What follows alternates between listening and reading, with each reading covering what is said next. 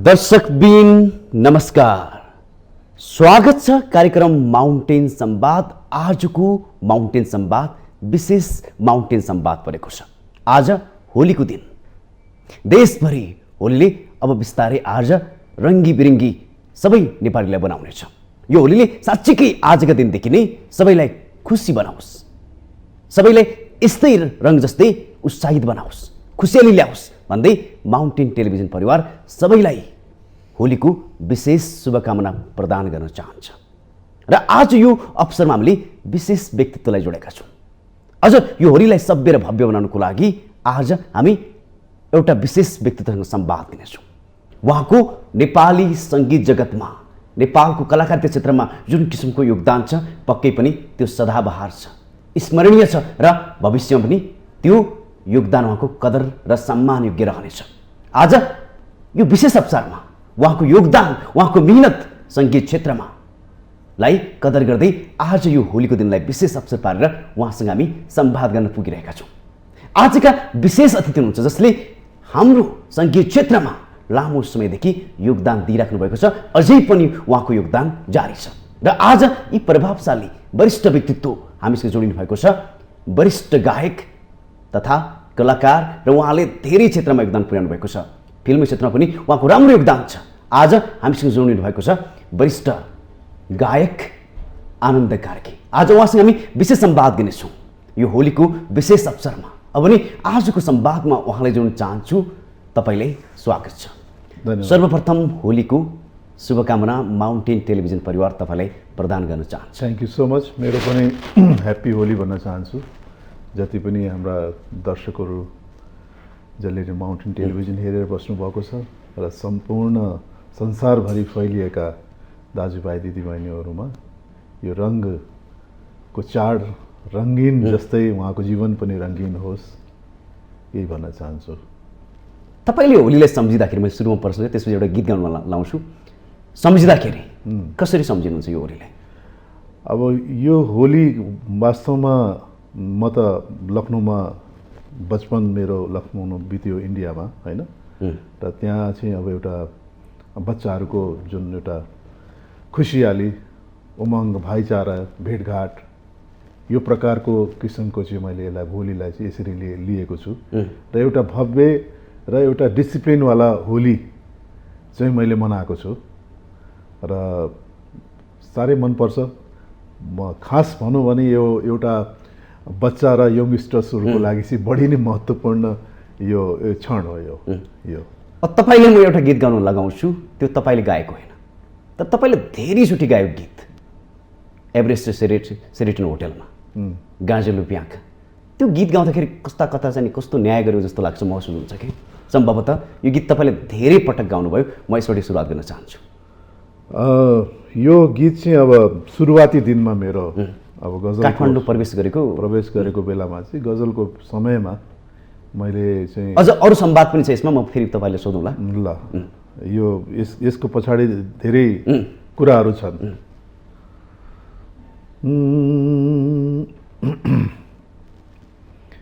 गाजलुती ठुला ठुला आँखा तिर बनी पसे यो दिलैमा, कालो लामो परेली केसा छाला पर कलिलो मायामा, निधारको त्यो रातो टीका छाप बनी बस्यो यो दिलैमा, झल्केको त्यो नाको फुली, झल्केको त्यो नाको फुली तिर बनी बस्यो यो दिलैमा, गाजलुती ठुला ठुला आँखा तिर बनी पसे यो दिलैमा। यो गीत सुन्दाखेरि पनि साह्रै आनन्द लाग्छ तपाईँको यो स्वरले। अझ मैले यो प्रश्न किन गरेको, यो गीत गाउन किन लगाएको भने अर्को त तपाईँ पेमेन्टमा गाउनुहुन्थ्यो अरे, पेमेन्टमा चाहिँ अरू गीतहरू गाउनुहुन्थ्यो तर यो गीत तपाईँले नभनिकनै एभरेस्ट सेरिटन होटलमा गाउनुहुन्थ्यो भन्ने मैले सुनेको थिएँ। ठ्याक्कै किन हो र के कारणले गर्दा? त्यस्तो कारण त केही थिएन। म यसमा चाहिँ मलाई यो कुरा अहिले मात्रै तपाईँकै मुखबाट सुनिरहेको छु। मलाई त्यस्तो यति याद छैन मलाई त्यो कुरा। पेमेन्ट लिएर चाहिँ अरू गीत गाउने, यो गीत चाहिँ त्यतिकै गाउने भने त्यस्तो केही थिएन। प्रेमको सन्दर्भ जोडेको थियो भन्ने कुरा सुनिन्छ। अवश्य अब यो गीत नै प्रेममै आधारित गीत हो होइन। तपाईँको रियल लाइफसँग जीवनसँग पनि जोडिन्छ भन्ने कुरा सुने भने मैले तपाईँलाई सोधेँ। जीवनसँग जोडिने भन्नाले अब त्यो समयमा अब मेरो मिसेस होइन, उहाँ पनि त्यहीँ कार्यरत हुनुहुन्थ्यो। त्यति बेला मैले यो गीतहरूलाई चाहिँ बढी मात्रामा गाएँ र प्रायः सबैलाई नै मनपर्ने गीत भएको कारणले पनि हो। सफलता पनि प्राप्त गरे तपाईँले? धेरै। अब यो होलीको अवसरमा छौँ हामी। होलीको अवसरमा तपाईँले नेपाल र भारतमा दुईटी ठाउँमा होली मनाइसक्नु भएको छ, त्यो अनुभव छ तपाईँसँग। के फरक पाउनु भयो? अब भारतमा भन्नाले अब लखनऊमा मेन, अब अरू धेरै ठुलो हो भारत होइन। म चाहिँ लखनऊमा बस्दाखेरिमा होली चाहिँ एउटा डिसिप्लिनको होली हुन्थ्यो। बिहान 6-7 बजेदेखि सुरु हुन्थ्यो होली र 12 बजी ठ्याक्क सिद्धिन्थ्यो। अनि त्यसपछिको भेटघाट, आपसी साथीभाइहरूको घरमा जाने, चिया खाने, गफ गर्ने, मिठाई खाने, खाना खाने, यस्तो कार्यक्रमहरू हुन्थ्यो। तर अब नेपालमा चाहिँ अचम्मको होली लाग्यो कि मलाई। बिहानदेखि रातिसम्म खेलिरहेछन् होली, कुनै टाइमै छैन होली खेल्ने। र अब यस्तो अनि बढी चाहिँ अब जुन सफा पानीभन्दा पनि फोहोर पानीले खेल्ने, जताभावी खेल्ने, अर्कै वाइल्ड किसिमको चाहिँ होली देखेँ कि मैले यहाँ।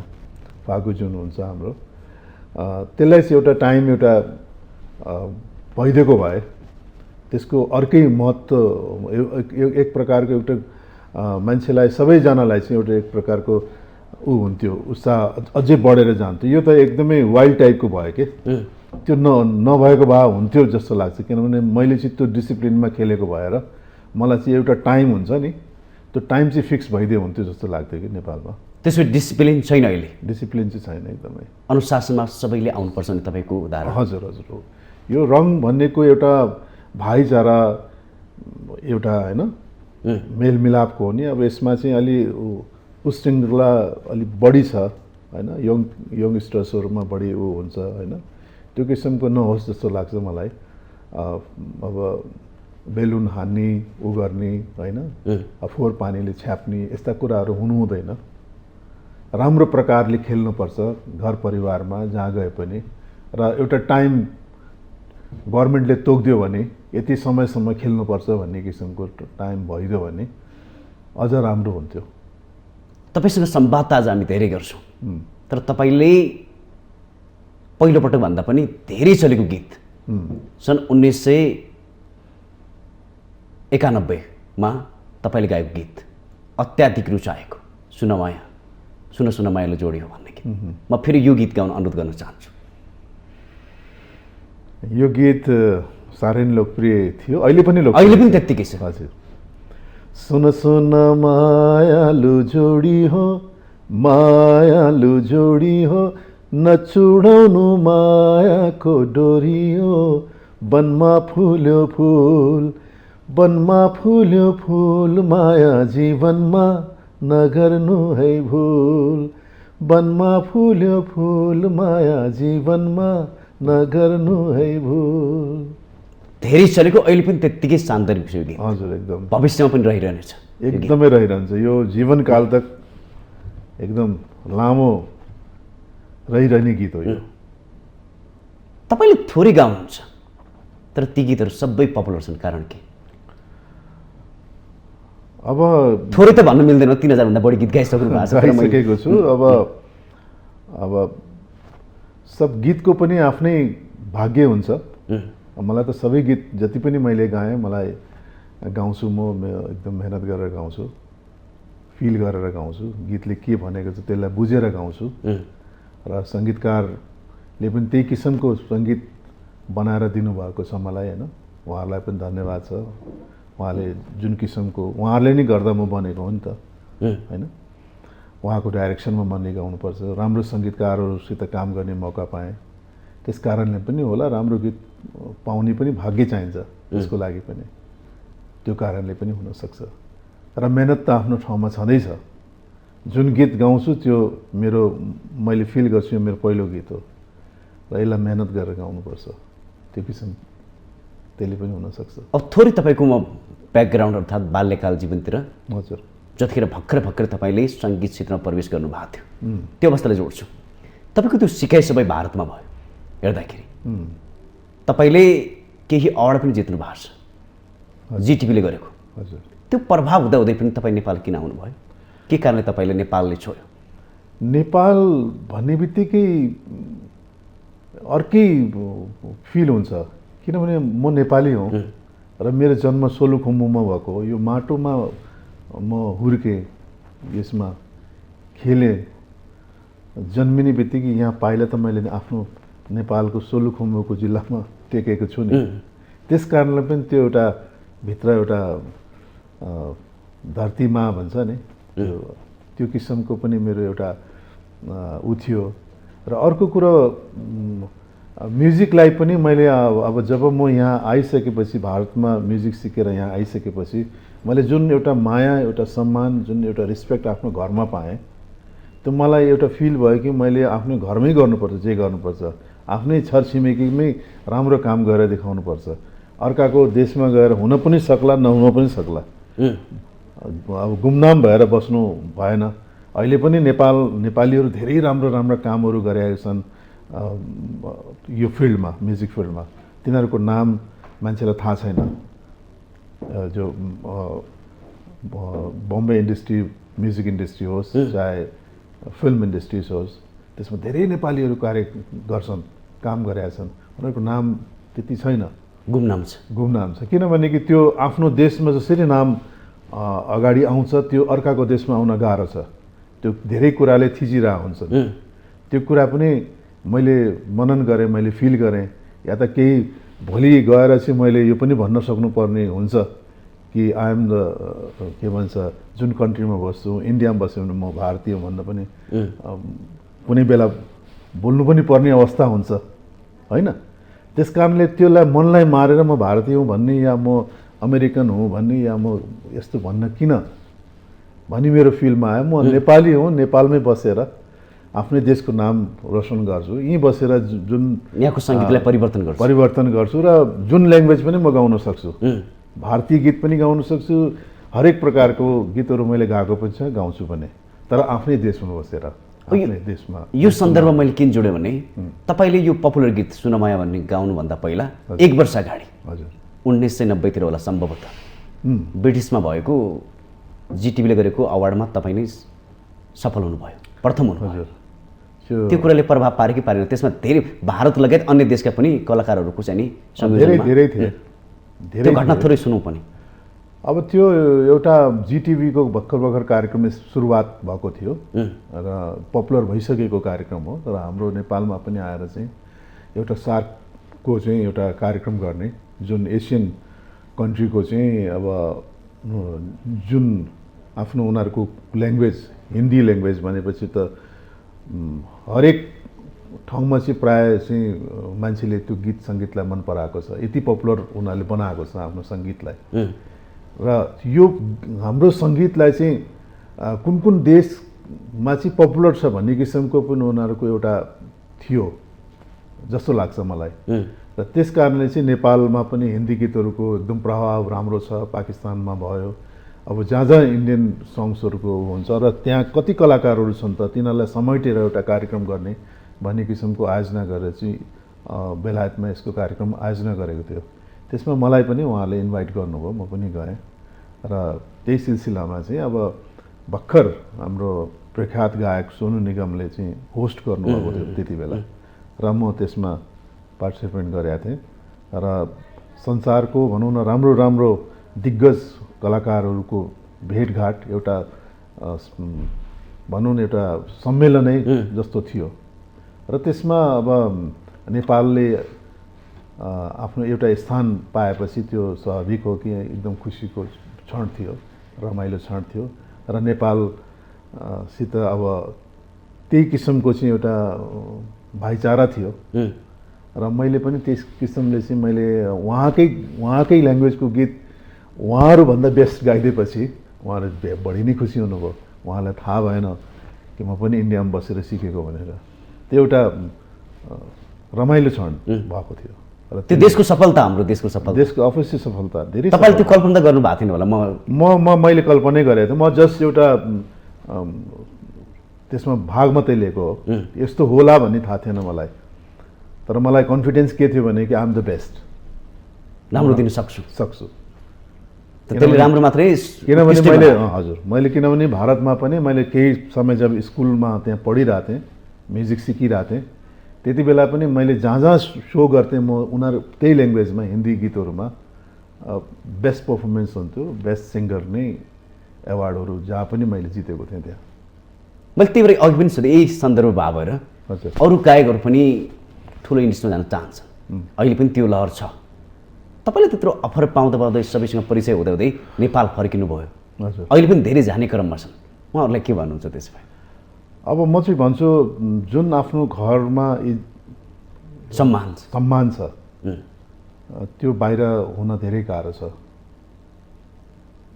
यो त सबैलाई थाहा भएकै कुरा हो होइन। र उहाँहरूलाई पनि भन्छु आफ्नै देशमा आफ्नै सङ्गीतकार, आफ्नै गीतकार, आफ्नै गायकहरूलाई चाहिँ गाउनुपर्छ गीत। तर होडबाजी के चलेको छ, मैले फलानालाई गराएँ भने ठुलो हुन्छु, समाजमा मेरो अलिकति हाइट बढ्छ कि भन्ने त्यो सोच मात्रै हो। त्यो गलत सोच हो। किनभने बनाउनु पर्ने आफ्नो देशलाई बनाउने हो नि त, आफूले गरेर गर्ने हो नि त होइन। आफ्नो घरलाई त आफूले सजाउनु पर्यो। घरलाई जति सुन्दर हामीले बनायौँ त्यति मान्छेले वाह गरौँ न। अब बाहिरको चिज लिएर राखेर त्यसको के भ्यालु भएर? त्यो चाहिँ म चाहिँ त्यो भन्छु कि कलाकारहरूले चाहिँ यो कहिले पनि सोच्नु हुँदैन म बाहिरको सङ्गीतकारले चाहिँ म बाहिरको गायकलाई गवाएँ भने ठुलो हुन्छु या उस हुन्छु। तर एउटा यस्तो समाज छ जसले चाहिँ त्यसलाई एकदमै हेट गर्छन्। त्यसलाई म यति पर्फेक्ट गाउँछु म हिन्दी गीतहरू होइन, तर म गाउँदिनँ। किन मैले आफ्नो देशको आफ्नो ल्याङ्ग्वेजलाई चाहिँ दुनियाँभरि प्रचार प्रसार गर्नु छ। नेपाली शब्द यस्तो हुन्छ, नेपाली सङ्गीत यस्तो हुन्छ, नेपाली भाषा यस्तो मिठो भाषा हुन्छ भनेर मैले प्रचार गर्नुपर्छ। जस्तो हिन्दुस्तानले आफ्नो सङ्गीतले गर्दाखेरि संसारभरि चाहिँ वाहवाही लुटेको छ म्युजिकमा, त्यस्तै हामीले पनि वाहवाही लुट्नु पर्यो नि। यो सङ्कल्प तपाईँले सुरुवातदेखि नै लिनुभएको थियो? मैले सुरुवातदेखि नै लिएको कारणले गर्दाखेरिमा आज सफलता, आज यस्तो सफलता पाएको छ कि हरेक म्युजिक यहीँ रेकर्डिङ हुन्छ, यहीँकै गायक गायिका अहिलेको भाइ बहिनीहरूले गाउँदैछन्। त्यो समयमा हाम्रो समयमा बहुत गाह्रो थियो। हाम्रो समयमा कुनै राम्रो म्युजिक पाकिस्तानसम्मको गायकले गाउँथ्यो। हाम्रो म्युजिक राम्रो हुने बित्तिकै म्युजिक डाइरेक्टर पहिल्यै सोच हुन्थ्यो यो चाहिँ कुमार सानुलाई दिने, यो चाहिँ उदित नारायणलाई दिने, यो गुलाम अलीलाई दिने, यो लता मङ्गेशकर मिल्यो भने चाहिँ होइन। तर म त्यसको एकदम अगेन्स्टमा थिएँ। मैले भने हाम्रै देशमा चाहिँ लता मङ्गेशकर जन्मिनुपर्छ, हाम्रै देशमा आशा भोसले जन्मिनुपर्छ, हाम्रै देशमा चाहिँ किशोर कुमार जन्मिनुपर्छ, किन चाहिँ भारत? उहाँहरूले गाइदिएपछि त्यसको भ्यालु के भएर भनेपछि वी आर नथिङ के, हामीसित केही पनि छैन। हामीसित यति ट्यालेन्टेड सिङ्गर्सहरू छन्, यति राम्रो राम्रो गीतहरू गाउँछन्, उहाँले किन चान्स नपाउने? स्टुडियो किन राम्रो नबन्ने भनेर यहाँ धेरै स्टुडियोहरू पनि राम्रो राम्रो भए। अहिले सबै राम्रो राम्रो गीतहरू हामी नेपाली गीत सङ्गीत कति माथि गइसकेको छ होइन। हामी जहाँ पनि सुन्छौँ र यिनी रेकर्डिङ हुन्छ। अहिले सबैलाई यो फाइदा भएर चाहिँ कोही पनि मुम्बई जाँदैन, कोही पनि उताको सिङ्गरलाई गाउँदैन अहिले गीतहरू, किनभने यहीँकैमाले राम्रो गरेका छन्। त्यो हुनुपर्छ भन्ने त्यसमा चाहिँ म गर्व गर्छु। अहिले मैले फेरि अर्को गीत तपाईँले गाउन लगाउँछु, किन आज होली विशेष पनि परेको छ। लाग्छ मन हेरिरहँ। अवश्य लाग्छ मन हेरिरहँ एक नास तिमीलाई, जीवनभर माया गरौँ यसरी नै तिमीलाई, जीवनभर माया गरौँ यसरी नै तिमीलाई। मूर्ति बनी समय पनि जहाँको त्यही अडिरहोस्, मिलनका क्षणहरू जीवनभर लम्बिरहोस्, मेरो मन मन्दिरमा सजाऊ आज तिमीलाई, जीवनभर माया गरौँ यसरी नै तिमीलाई। मैले मेरो जीवनमा धेरै गुनगनाउने गीत र यो गीत सुन्दै हुर्केको हामी अहिले पनि त्यत्तिकै सान्दर्भिकता छ। तपाईँले हरेक कुरालाई चुज गरेर चाहिँ लिनुहुन्छ कि कस्तो खास यो? कहिलेकाहीँ आफ्नो भाग्यमा त्यस्तै पर्छ, कहिलेकाहीँ चुज पनि गर्नुपर्छ। जस्तो अहिले अब मैले 17 वर्ष अगाडि गीत गाएको चलचित्रमा बर पिपलको जनम जनम जिउँलासँगै त्यो पछि म गाउन लाउँछु, तपाईँले नै गाउन लाउँछु। र मैले आज 27 मिलियन चाहिँ एउटा त्यसको कुनै भिजुअल छैन, केही छैन, जस्ट सङ मात्रै। भन्न खोजेको यो भाग्यको कुरा पनि हो र मान्छे गीत त पुरानो हुँदै हुँदैन उहाँहरूको मनमा त्यो स्वर त्यो शब्दहरू बसेको कारणले र अहिलेको यङ्गस्टर्सले पनि त्यसलाई मन पराउँछन् भनेपछि यस्ता मेलोडी गीतहरू पनि आउनुपर्छ भन्न खोजेको। तपाईँले सन्दर्भ जोडे, तपाईँले अघि नै भनिसक्नुभयो म मेरो देशको सङ्गीतलाई परिवर्तन गर्छु, अझ सभ्य बनाउँछु। तपाईँ सङ्कल्प गरेर त काठमाडौँ छिर्नुभयो हजुर विक्रम सम्वत 2042 सालमा। तर तपाईँले त नेपालीहरू स्वीकारेन नि त सुरुवातमा त अब जसलाई पनि त्यही नै हुन्छ नि। अब कति गाह्रो, भगवान्लाई पनि स्वीकारेका थिएनन् होइन। गाह्रो त धेरै गाह्रो नि। अब म अब यहाँ त्यो ठाउँमा बसेर परिचय गर्नु पर्यो, चिन्नु पर्यो, आफ्नो स्वरलाई चिनाउनु पर्यो। अब त्यसमा कम्पिटिसन त्यस्तै हुन्छ, कसैले सहयोग गर्दैन होइन, धेरै कुराहरू छन् नि। तर त्यो कुरालाई पनि आफूले चाहिँ म जित्छु भनेर लागिसकेपछि त्यसमा धेरै कुराहरू बाधाहरू आउँछन्, त्यसलाई फुकाउँदै अगाडि बढ्दै जानुपर्छ, हिम्मत हार्नु हुँदैन भन्छ नि। त्यसरी नै म अगाडि बढ्दै गएँ। सुरुका दिनहरू त दुःख छन्, तर जीवनमा कस्तो हुन्छ भने मान्छेलाई दुःख त्यति बेला दुःख लाग्छ जब दुःख परेको बेलामा, त्यसपछि हल्का सुखमा परिणत हुने बित्तिकै त दुःखलाई बिर्सिन्छ कि। त्यसलाई त्यो दुःखलाई मैले बिर्सेको छु कि अहिले, किनभने त्यसपछि सुखका दिनहरू आयो नि त। आवश्यक पनि थियो होला मेरो विचारले, आवश्यक थियो। तब जबसम्म तपाईँलाई सुखै सुख भयो भने दुःखको अनुभव हुँदैन नि त मान्छेलाई जीवनमा होइन। दुःख परेपछि मात्रै उसलाई थाहा हुन्छ यो दुःख रहेछ, अब सुखको अनुभव लिने। नभए सुखै सुख भयो भने त्यसले फेरि दुःख पाउँछ। तर मैले चाहिँ दुःखपछि सुख पाएँ, सुखपछि फेरि दुःख पाएँ, यो मेरो जीवनमा चलिरहेको छ र यो कलाकारमा छ। अब के गर्ने? सम्भवतः मैले सुनेको तपाईँको बसाइ बागबजार थियो त्यतिखेर। मेरो बागबजारमा चाहिँ मैले सुरुवात गरेको एउटा सानो रेस्टुरेन्ट थियो बसेरा भन्ने, त्यहाँ जस्ट तपाईँले चप्पल कारखानामा पनि काम गर्नुभयो भन्ने सुनेको थिएँ मैले। हो गरेको थिएँ मैले केही समय। र त्यहाँ अब त्यहाँ चाहिँ त्यहाँको अनरले चाहिँ धेर दिन राखेन कि, कामभन्दा बढी टेबल ठटाएर गीत गाइरहन्छ, त्योभन्दा गीत सङ्गीतमै जाऊ भाइ, अब यसमा त काम छैन। हजुर त्यस्तो थियो। त्यतिखेर तपाईँलाई के लाग्यो? किनकि यो अहिले पनि अब यो संवाद गर्दाखेरि कैयौँ युवाहरू तपाईँहरूको फ्यान, तपाईँका फ्यान विशेष गरेर जो तपाईँ जस्तै एउटा राम्रो कलाकार बन्नको लागि यो सहरमा भौँतारिरहेका छन्, तपाईँको जस्तै काम गर्नुपर्ने बाध्यता होला कि? त्यही भएर सोधेँ मैले। अवश्य बाध्यता त हुन्छ नि, तर आफ्नो जुन एम छ त्यसलाई छोड्नु हुँदैन नि होइन। जस्तो मेरो एम थियो सङ्गीतको लागि नै जन्मेको जस्तो लाग्यो मलाई होइन। र म त्यही नै मेरो 24 घन्टामा त्यही नै घुमिरहन्थ्यो नि त, म्युजिकै घुमिरहन्थ्यो होइन। अनि जहाँ पनि गाउन मन लाग्ने, अब एकदमै मेरो प्यासन नै थियो यो म्युजिक होइन, कसरी अगाडि बढ्ने, कसरी के गर्ने होइन। अब नभए त्यसलाई अब साइडमा राखेको भए सायद म साइडमै अहिलेसम्म साइडै हुन्थ्यो होला त्यो म्युजिक। तर त्यसलाई फ्रन्टमा र कमर्सियल म्युजिक कसरी गर्नुपर्छ, के पर्छ भनेर चाहिँ मैले सुरुवात गरेको। पैसा लिएर गाउनुपर्छ भने मैले सुरुवात गरेँ होइन। अब म आएको बेलामा त्यति बेला त्यस्तो म्युजिकको महत्त्व पनि थिएन, मान्छेले हिन्दी गीतहरू सुन्ने मात्रै थिए, इन्टरटेन गर्थे, तर त्यस पैसा दिएर सुन्नुपर्छ भन्ने चाहिँ थिएन। तर अहिलेको समयमा पैसा दिएरै मात्रै सुन्ने जमाना आइसक्यो। अहिलेको भाइ बहिनीहरू हेर्नुहोस्, उनीहरूलाई कति राम्रो भएको छ। तपाईँले 2042 सालमै उम्, रेडियो नेपालबाट भोकल टेस्ट पनि गर्नुभयो, हजुर लाइभ प्रोग्राम पनि चलाउनु भएको छ, गीत पनि गाउनु भएको छ। गीत गाएको छु। त्यो गीत गाउन अनुरोध गरेँ मैले, याद छ कि छैन फेरि तपाईँले? सुरुवातको गीत मैले एउटा गीत गाएको थिएँ, जीवनमा धेरै खोला तर्नु छ। त्यो जीवनमा धेरै खोला तर्नु छ, जीवनमा धेरै खोला तर्नु छ, कति असर हुन्थ्यो होला मेरी मायालु, मायाको ढुङ्गाबाट तर्न पाए, मायाको ढुङ्गाबाट तर्न पाए। मिठो। त्यो फर्स्ट मेरो चाहिँ रेडियो नेपालको प्रोग्राम। नेपाली गीत गाएको पनि यही थियो कि सम्भवतः? यही हो। कतिको सहज थियो यो गीत गाउनु? अब धेरै प्र्याक्टिस गरियो।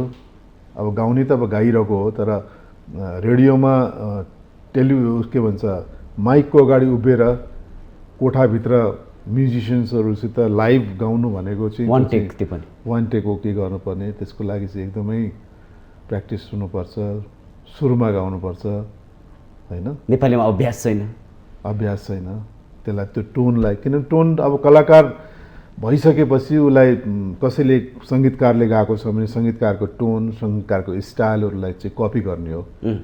त्यो एउटा क्षमता भगवान्ले दिएको भएर पनि होला मलाई चाहिँ मैले हरेक प्रकारको गीतहरू गाउन सकेँ। नेवारी गीत पनि गाएको छु, भोजपुरी गीत पनि, अब मैथिली गीत पनि, थारू गीत पनि होइन। इन्डियाको धेरै ल्याङ्ग्वेजमा, बङ्गाली, पन्जाबी अरू ल्याङ्ग्वेजहरूमा पनि गाएको छु मैले होइन। त्यस कारणले गर्दाखेरिमा चाहिँ एउटा त्यो गड गिफ्ट चिज छ, त्यो कपी गर्ने। तपाईँले विशेष गरी के भनेर चिन्ता रहेछन् भने गजल गायक भने? हजुर, अब किनभने कि मेरो स्टार्टिङ जुन हुन्छ नि फर्स्ट, त्यो मेरो गजलको स्टाइलमा म आएँ कि, किनभने त्यति बेलाको मार्केट भनेको नेपालमा गजलको थियो। यो आयामले तपाईँले ल्याउनु भएको भन्ने कुरा पनि सुनिन्छ। हजुर, नेपालमा गजलको मार्केट भएको कारणले गर्दा जगजित सिंह, चित्रा सिंह, गुलाम अली, दुनियाँमा इन्डियसन राजाहरूले बोलाउनुहुन्थ्यो उहाँको गजलहरू सुन्न र जनतालाई पनि सुनाउने गरेका थियो। त्यति बेला मेरो इन्ट्री भएपछि मैले पनि उहाँहरूकै कपी गीतहरू गाएर सुनाउने गर्थेँ, तर वाहवाही लुटेँ मैले त्यसमा पनि। त्यसपछि मैले कन्सेप्ट चेन्ज गरेँ, हामीले नेपालीमा पनि गर्नुपर्छ भनेर भर्खर नेपाल टेलिभिजन सुरुवात भएको बेलामा अलिकति ड्रेसअप पनि अलि त्यही किसिमको लुगा लगाएर गजल, किन गजलको लागि त्यस्तै फरक खालको चाहिँ उनीहरूको ड्रेस थियो, त्यही ड्रेस चाहिँ सेम गरेर ड्रेसमा चाहिँ केही परिवर्तन नगरिकन त्यतिकै चाहिँ मैले चाहिँ गजलहरूको, नेपाली गजलहरूलाई सुरुवात गरेपछि त्यति नै बेला चाहिँ एउटा गजल गायकको रूपमा चाहिँ नाम चल्यो। तर मेरो चाहिँ के थियो भने कि म चाहिँ अब क्लासिकलहरू सिकेको कारणले, लाइट सङ्ग्सहरू धेरै गाएको कारणले म मुभीका गीतहरू पनि त्यस्तै गाउँथेँ, रोमान्टिक सङ्ग पनि त्यस्तै गाउँथेँ, गजल पनि त्यस्तै। त्यस कारणले भस स्टाइल सिङ्गर भएको कारणले पनि हरेक प्रकारका गीतहरू मलाई सुट गर्न थाल्यो। तर नाम चाहिँ गजलबाट चाहिँ एउटा मान्छेले चाहिँ गजल सिङ्गरको एउटा ट्याग भनौँ न, नाम चाहिँ त्यो थियो। अहिलेसम्म त्यही रहिरहेको छ, अहिले पनि त्यो आयामले हजुर नेपाली मार्केटलाई धानिरहेको छ। त्यो चाहिँ हो। अब त्यो चिजलाई बिट गर्न कोही पनि आउन सकेन नि त। यो स्थापना तपाईँले गर्नुभयो? अब एकलौटी भन्ने भयो नि त। अब अरू आए पछि धेरै भाइहरू आउनुभयो, धेरै राम्रो गायक गायिकाहरू पनि हुनुहुन्छ, तर जुन एउटा नाम भइसकेपछि त्यो नाम ल त्योभन्दा एक्स्ट्रा हुनु पर्यो। या त तपाईँले नै अघि भन्नुभयो म खास त क्लासिकल हो, तर गजललाई माथि उठाए जो अहिले पनि यथावत छ भनौँ नेपाली मार्केटमा हेर्दाखेरि। हजुर, अहिले पनि त्यत्तिकै चलिरहेको छ, त्यसैले धानिरहेको छ भन्दा पनि फरक पर्दैन होला। के फरक पाउनुभयो त गजल क्लासिकल र? अब त्यो एउटा बेस भन्छ नि, तपाईँले घर बनाउँदाखेरि बेस बनाउनुहुन्छ नि त। घरको बेस मजबुत भयो भने त्यस जति माथि लगे पनि हुन्छ भने जस्तै हो क्लासिकल हाम्रो। अब एकदम क्लासिकल्लीमा चाहिँ डुबेर चाहिँ मैले गरेको छैन। मेरो नलेजको लागि मैले यति भइसकेपछि मैले जुन गीत पनि मैले गाउन सक्छु हैन, त्यो सिकेर मात्रै पनि हुँदैन, त्यसलाई धेरै कुराहरू चाहिँ हामीले लिएर गाउन सक्नुपर्छ। स्वर पनि हुनु पर्यो। अब धेरै क्लासिकल गऱ्यो भने धेरै क्लासिकल भोइसमा आयो भने पनि त्यो मान्ने हुँदैन हैन। स्वरलाई चाहिँ कसरी स्मुथ बनाउने, कसरी त्यसको फिल गरेर गाउनुपर्छ, प्रोनाउन्सिएसन शब्दहरूलाई कसरी उच्चारण गर्नुपर्छ, त्यो सबै कुरो चाहिँ हामीले चाहिँ त्यो फिल गरेर गाउनुपर्छ, जुन हाम्रो अग्रज गायकहरूले गाउनु भएको छ। र उहाँहरूलाई नै हेरेर मैले चाहिँ गाउँछु।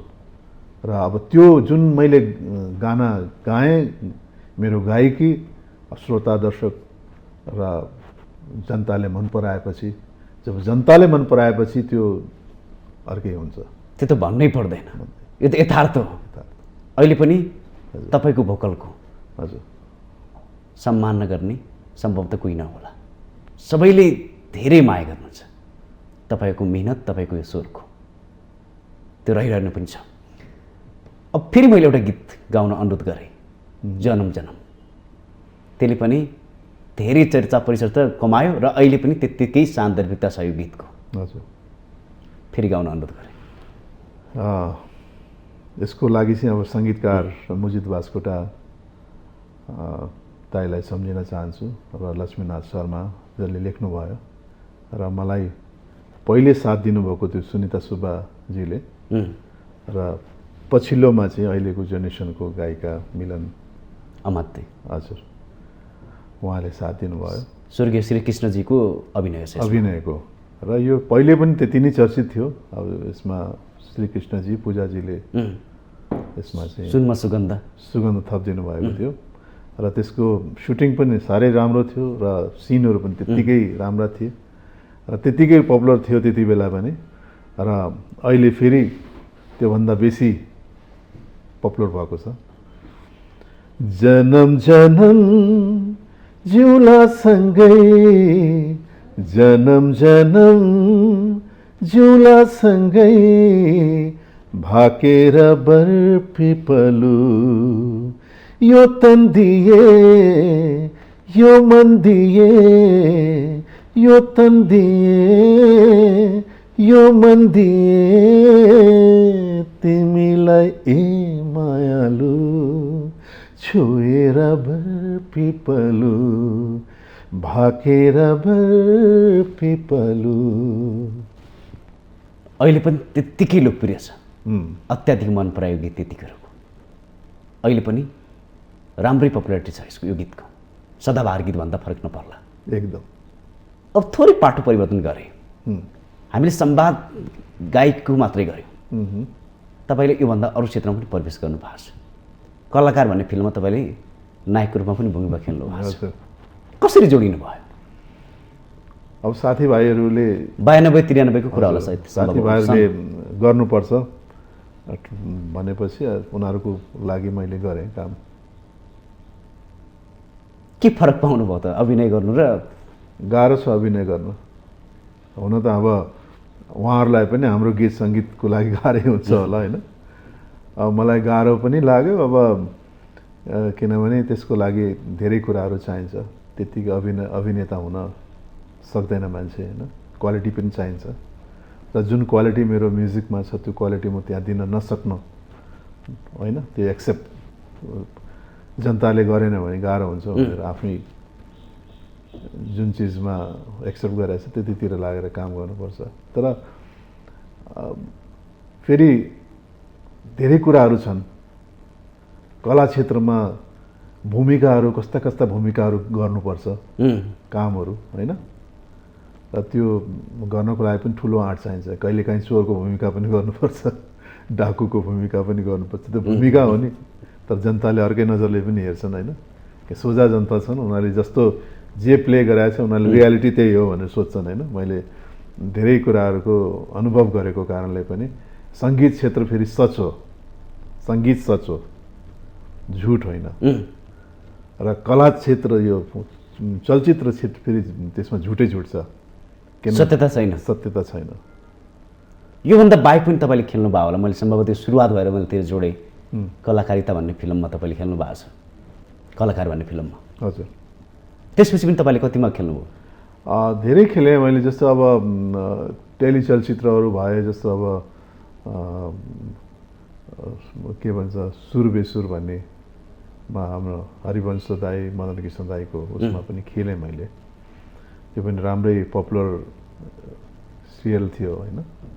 र अरू तर राम्रै मन पराएको छ नि तपाईँको अभिनयले पनि?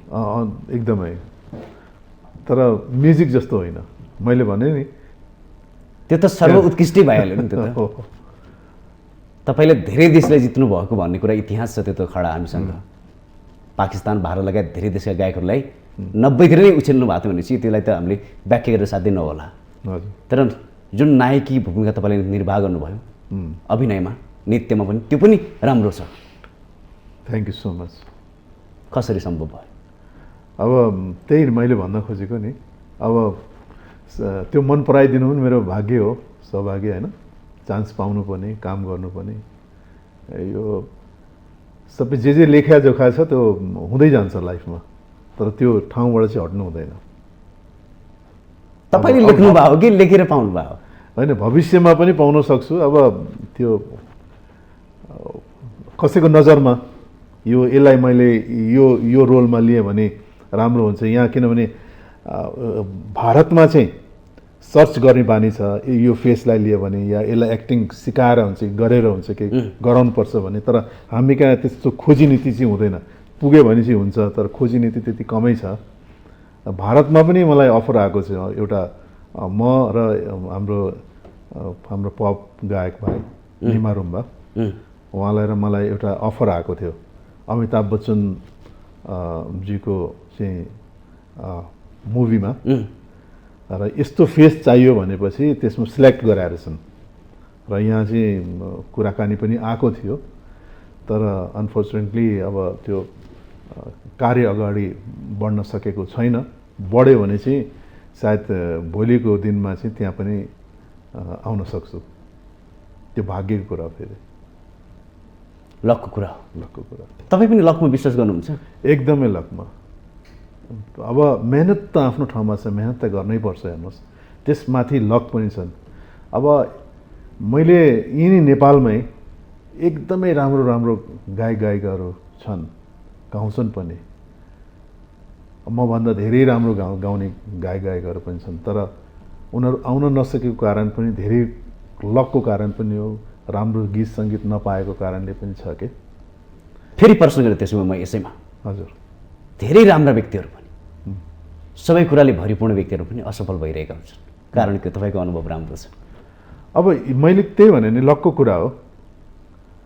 अब त्यो कसरी जानुपर्छ भने पनि कति कुराको गाइडेन्स नभएर पनि हुनसक्छ होइन, र कतिको लय लयमा पनि काम गरिरहेका हुन्छन् नबुझिकन, धेरै कुराहरू छ। तर त्यसमा चाहिँ सबैभन्दा चाहिँ 75% चाहिँ मेहनतै चाहिन्छ।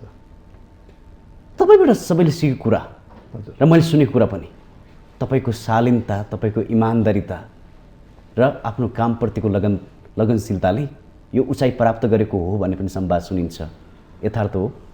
अब त्यस्तो उचाइ त प्राप्त गरेको जस्तो लाग्दैन मलाई। अब यो सिधा साधारण सादा र एकदमै अनेस्ट व्यक्तिहरूको यहाँ बहुतै गाह्रो छ त्यो उचाइमा पुग्नको लागि। अलिकति तिगडमबाज हुनुपर्छ होइन, अलि चलाक हुनुपर्छ। अब त्यसमा चाहिँ म पर्दिनँ अलिकति,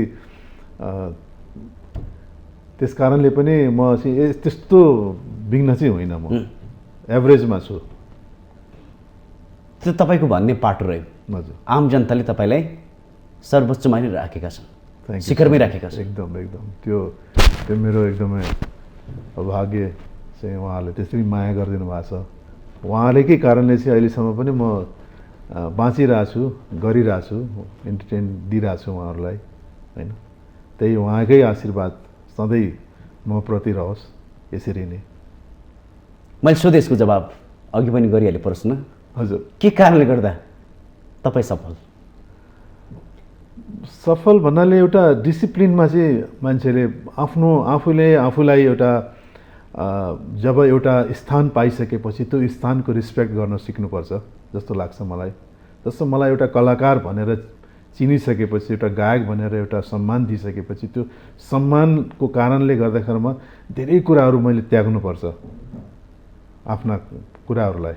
जहिले पनि एउटा राम्रो चिज जनतामा छाप छोड्नुपर्छ र त्यो चाहिँ उहाँहरूले चाहिँ सधैँ चाहिँ त्यो आदर्श आफूले आदर्श एउटा बनेर चाहिँ देखाउनुपर्छ।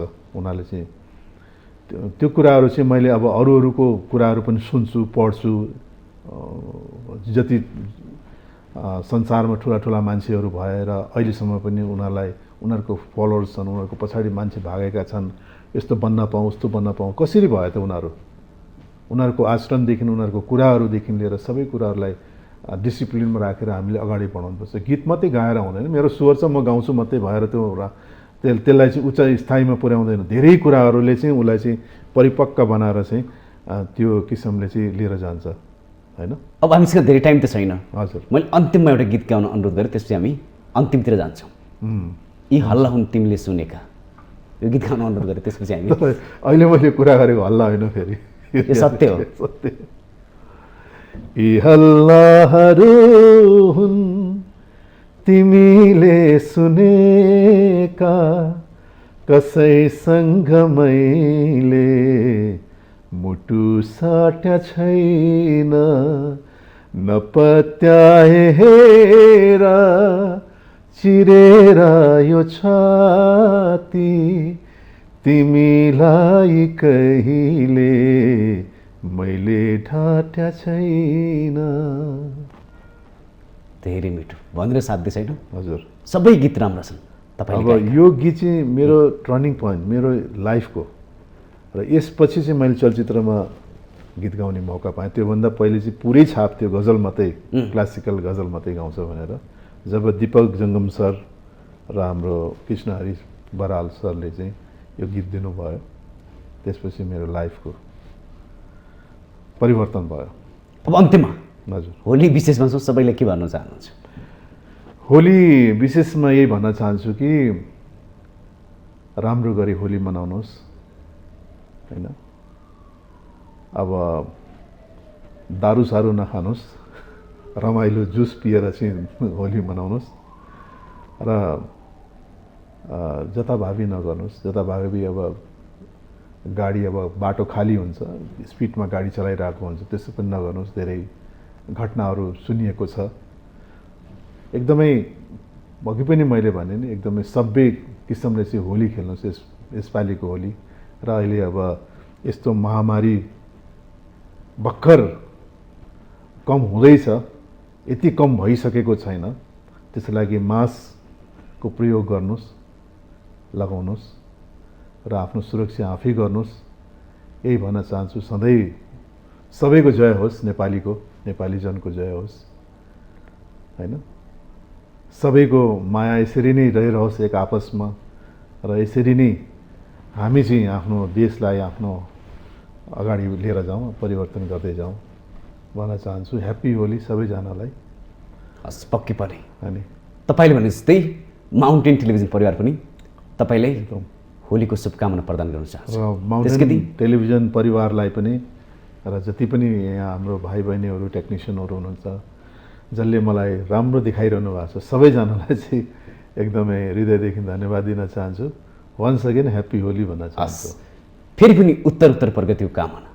अझै तपाईँले जुन गीत दिनुभएको छ त्यस्तै गीतहरू धेरै सुन्नु पाऊँ हामी नेपालीहरूले भन्दै यो संवाद यसको लागि पनि धेरै धेरै धन्यवाद। होली आयो होली आयो होली, रंग रंग को होली आयो, खेला होली हेला होली खेला, यो रंग होली आयो, होली आयो होली, होली आयो होली, होली आयो होली, होली आयो होली, माया प्रेमले खेला होली, होली होली होली आयो, होली आयो। हस्, यो संवाद यसलाई पनि धेरै धेरै धन्यवाद दिँदै बिदा हुन चाहन्छु।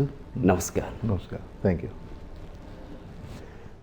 दर्शकबिन, आजको यो विशेष अवसरमा तपाईँहरूले सुनिसक्नुभयो संवाद। पक्कै पनि आजका अतिथिबाट सिक्ने कुरा भनेको यदि जीवनमा शालीनता, अनुशासन र गम्भीरता हुन सक्यो भने जीवनमा सफलता प्राप्त गर्न गाह्रो कुरा छैन। आज हामीले होली विशेषमा देशकै लोकप्रिय वरिष्ठ गायक आनन्द कार्कीसँग संवाद गऱ्यौँ। भोलि पनि विशेष संवाद गर्ने बातसहित आजलाई भने म कार्यक्रम सञ्चालक खगेन्द्र विष्ट बिदा हुन चाहन्छु।